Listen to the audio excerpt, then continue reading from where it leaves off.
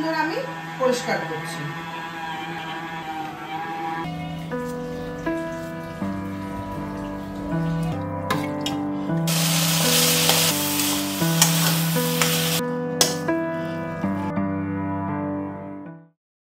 নমস্কার, আমি তোমাদের প্রিয় আন্টি মালা ঘোষ। তোমরা দেখছো জিরো আর্ট কিচেন। তোমাদের জন্য একটা বিশেষ রেসিপি নিয়ে চলে এসেছি, সেটা হলো ডুমুর। তো ডুমুর তো প্রায় বলতে না, ডুমুর তো বিলুপ্তই হয়ে যাচ্ছে, এখন দেখাও যায় না, পাওয়া যায় না। তবে আমি তোমাদের সেই রেসিপিটাই আজকে দেখাবো। তো তোমাদের জন্য আমার রান্না দেখাতে ভীষণ ভালো লাগে, আর আমি করেও থাকি অনেক রান্না, এবং তোমাদেরও দেখাই। আমার ঘরেও নিত্যদিন রান্না ভালো ভালো করতে হয়, ছেলে খেতে ভীষণ ভালোবাসে। তো তার জন্য তো সবসময় রান্নাঘর চলতেই থাকে, একটু তেল মশলা ছিটতে থাকে এদিকে ওদিকে, সেগুলো তো পরিষ্কার করতে হবে। তো সে পরিষ্কার করবার জন্য শুধু রান্নাঘর না, বেডরুমও পরিষ্কার করা যায়, সব কিছু করতে পারি আমরা। তো রান্নাঘর এবং ঘর পরিষ্কার করার জন্য আমি ইদানিং একটা জিনিস ব্যবহার করছি, তো সেটার সঙ্গে তোমাদের আজকে আলাপ করিয়ে দেবো। আমি ব্যবহার করছি আগারোর এজেন্সি ইলেকট্রিক স্পিন মপ। এটা হলো রিচার্জেবল মপ, এর সাথে ওয়াটার স্প্রেও আছে। এটা হলো এক্সটেনশন রড, এই হ্যান্ডেলটাও অ্যাডজাস্টেবল। এটা সিমেন্ট, মার্বেল, টাইলস সব রকম ফ্লোরে এটাকে ব্যবহার করা যায়। এই দুটো প্লাগকে এইভাবে লাগাতে হবে,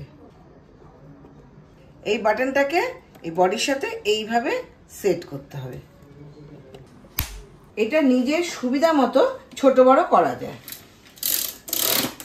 এখানে রয়েছে দুটো বাটন, একটা হচ্ছে ওয়াটার স্প্রে বাটন, একটা হচ্ছে পাওয়ার বাটন। এই পাওয়ার বাটন অন করলে মেশিন চালু। এইগুলোকে বলা হয় মপ প্যাডস। এটা এইভাবে সেট করবে। এটার স্পিড হলো 150 rpm। এটা ব্যবহার হয়ে গেলে এভাবে খুলে যে কোনো ডিটারজেন্ট দিয়ে ধুয়ে আবার ব্যবহার করতে পারবে। এর সঙ্গে তোমরা পেয়ে যাচ্ছ আরো একজোড়া mop pad, measuring cup, warranty card, manual guide. Machine চালু করলে সামনেই দেখা যাবে একটা পাওয়ার লাইট, একটা এলইডি লাইট। সামনে এলইডি লাইটটা থাকার জন্য যে কোনো অন্ধকার জায়গাও পরিষ্কার করা যায়। এই হ্যান্ডেলটা হলো 180 ডিগ্রি সুইভেল হ্যান্ডেল। এটা সুবিধা মতো ডান দিক বাঁ দিক ঘোরানো যায়। এটা হলো 175 মিলিলিটার ওয়াটার ট্যাঙ্ক। এর মধ্যে প্রয়োজন মতন জল নেবে। একবার জল নিয়ে অনেকবার ব্যবহার করতে পারবে, বারবার জল নিতে হবে না। এই ওয়াটার স্প্রে বাটন অন করলে ওয়াটার রিলিজ হয়। দেখো কি সুন্দর আমি পরিষ্কার করছি।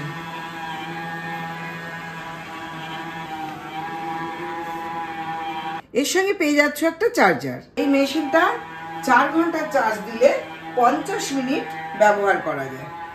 এইভাবে ভার্টিক্যাল পজিশনে লক করা যায়। কাজ হয়ে গেলে ঘরের যে কোনো জায়গায় এইভাবে রেখে দেওয়া যায়। তোমাদের যদি বালতি ব্যবহার করতে ইচ্ছা না করে, কোমর ঝুঁকে তোমরা মুছতে পারছো না, তার জন্য তোমরা এই আগারোর স্পিন মপটাকে ব্যবহার করতে পারো। এটা কিন্তু আমার ভীষণ কাজে দিয়েছে। এটা তোমরা অ্যামাজন থেকে পেয়ে যাবে, ডেসক্রিপশনে লিংক দেওয়া আছে, তোমরা দেখে নাও। চলো এবার ফ্রেশ হয়ে আসি, তারপরে তোমাদের ডুমুরের রেসিপিটা শিখিয়ে ফেলি।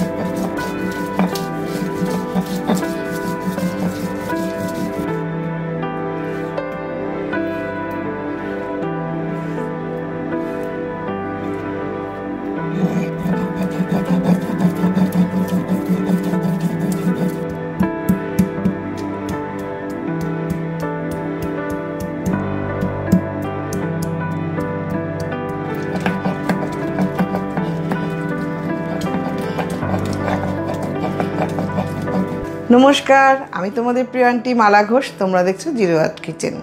আজকে তোমাদের জন্য একটা নিরামিষ পদ নিয়ে চলে এসেছি, সেটা হলো ডুমুর। তো ডুমুরটা কিভাবে রান্না করব আজ তোমাদের দেখাবো সবটাই। চলে এসো। তো এখানে আছে 500 ডুমুর কেটে সিদ্ধ করে রাখা আছে এবং উপরে একটা লাল লঙ্কা সাজিয়ে রাখা আছে।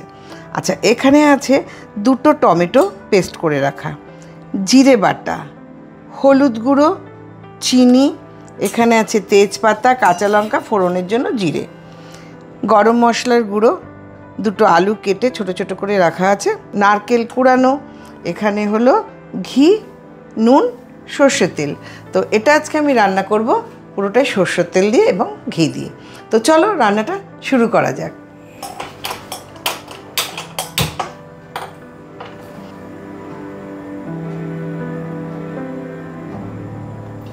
কড়াইতে আমি সর্ষের তেলটা দিয়ে দিলাম। এবার একটু একে ভালো করে তেলটাকে গরম করে নেব।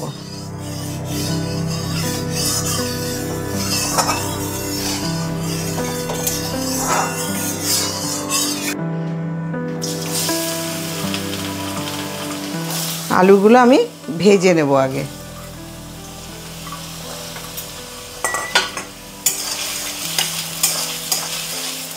আলুটা ভাজার জন্য আমি একটু নুন দিয়ে দিলাম, কালারের জন্য একটু হলুদ গুঁড়ো দিয়ে দিলাম।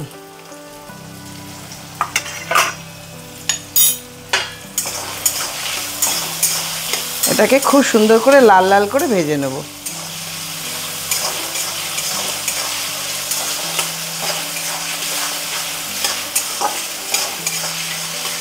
এবার আমি আলুগুলোকে তুলে নেব।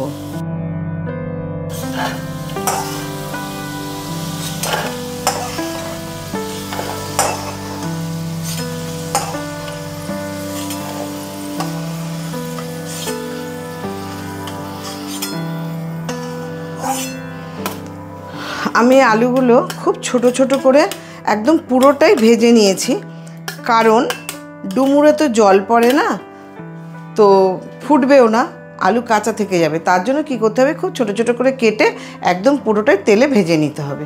তো আমি সেটাই করেছি। তো এবার কি করব, গ্যাসটা একটু কমিয়ে দিলাম। এবার আমি 2টো তেজপাতা দিয়ে দেবো, ফোড়নে জিরে দিয়ে দেবো। এবার আমি জিরে বাটাটা এর মধ্যে দিয়ে দেবো।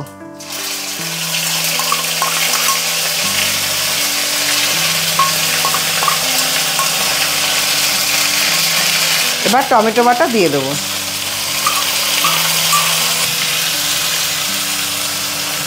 একটু হলুদ গুঁড়ো দিয়ে দেবো। এবারে 3টে কাঁচা লঙ্কা দিয়ে দিলাম। এবার আমি এটাকে ভালো করে কষিয়ে নেব।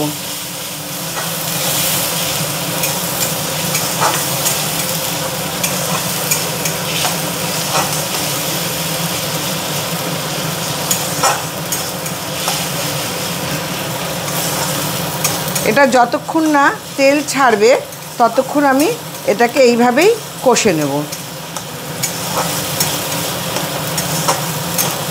দেখো কি সুন্দর তেলটা ছেড়ে গেছে। এবার আমি এটাকে এরকম করে নেড়ে নেব। নেড়ে নিয়ে এইবার আমি ডুমুরটা আমি সিদ্ধ করে ভালো করে মেখে রেখে দিয়েছিলাম হাতে।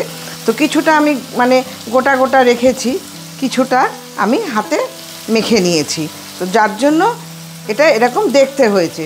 তো এইবার আমি এর মধ্যে এটা ঢেলে দেবো।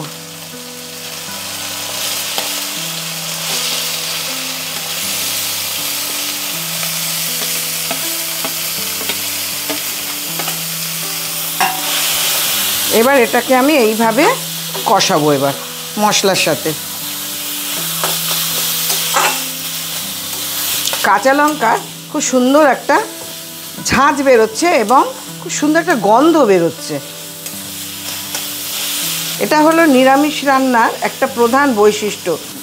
এইভাবে আমি বেশ কিছুক্ষণ এটাকে এইভাবেই নাড়াচাড়া করব। আমি সিদ্ধ করার সময় নুন দিয়েই সিদ্ধ করেছিলাম, কিন্তু এখন আর অল্প করে নুন দিয়ে দেবো।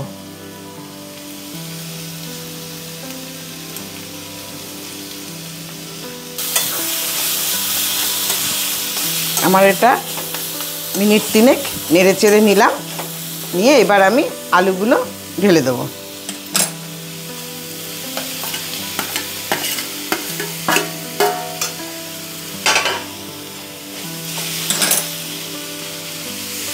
তার সাথে নারকেল কোড়া দিয়ে দেবো।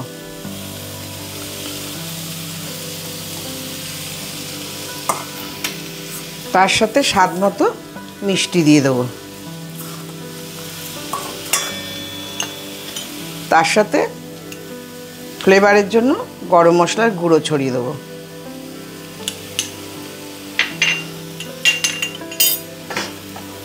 এইবার এটাকে নাড়াচাড়া করব।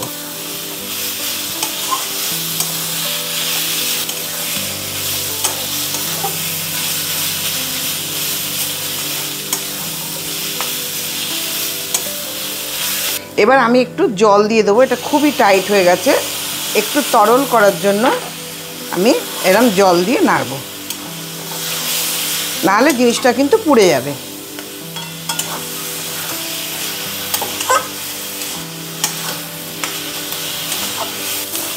আমার ডুমুরটা পুরোটাই হয়ে গেছে। তোমাদের বলেছিলাম যতক্ষণ না কড়াই একটু লাগা লাগা হবে ততক্ষণ কিন্তু কষানোর ব্যাপারটা আসে না এবং স্বাদের ব্যাপারটাও আসে না। তো আমার দেখো একটু কড়াইয়ের মধ্যে লাগা লাগা হয়ে এসছে এবং টাইটও হয়ে গেছে। এবার আমি গ্যাসটা নিভিয়ে দেবো, নিভিয়ে দিয়ে আমি এর মধ্যে একটু ঘি ছড়িয়ে দেবো।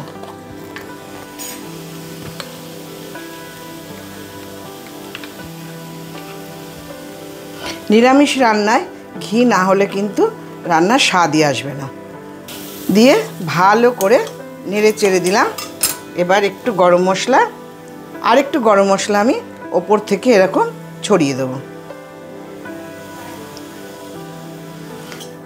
দেখো আমি পুরো নেড়ে চেড়ে একদম মিশিয়ে দিলাম, দিয়ে একটুখানির জন্য আমি ঢাকা দিয়ে দিলাম। ঘি আর গরম মশলার কম্বিনেশানটা খুব সুন্দর এর মধ্যে তৈরি হয়ে যাবে। আর একটা কথা বলি, আমি যে নারকেল কোড়াটা দিয়েছি, আমি কিন্তু আধখানা নারকেল কুড়িয়েছিলাম, কুড়িয়ে তার থেকে আমি খানিকটা দিয়েছি, খানিকটা রয়ে গেছে। সাইজটা তোমাদের দেখিয়ে দিচ্ছি নারকেলের, এই সাইজ। 500 ডুমুরে যদি এই আধখানা নারকেলটা পুরো দিয়ে দাও তাহলে না ডুমুরের তরকারিটা কিন্তু একটু জাবড়া জাবড়া হয়ে যাবে, তার জন্য পুরোটা দেবে না।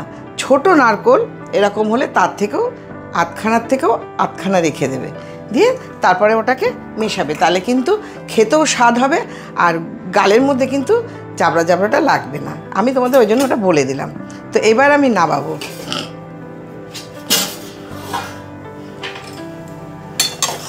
ডুমুরটা এমনি একটু খেতে খসখসে হয়, তার জন্য আমার এই সব তোমাদের বলে দেওয়া।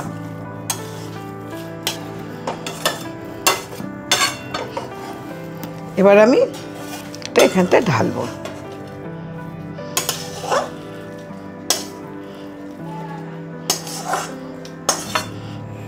তো হয়ে গেল আজকের রেসিপি ডুমুরের তরকারি। তো এই রেসিপিটা যদি তোমাদের ভালো লেগে থাকে তাহলে অবশ্যই লাইক, কমেন্ট, শেয়ার করতে ভুলবে না, সাবস্ক্রাইব করতে ভুলবে না, পাশে থাকা বেল আইকনটাকে অবশ্য করে প্রেস করবে। তোমরা বানাও, খাও, লিখে জানাও কেমন হয়েছে। তো তোমাদের কাছে চলে আসবো আবার একটা ভালো রেসিপি নিয়ে। আজকের মতন এই পর্যন্ত, টাটা।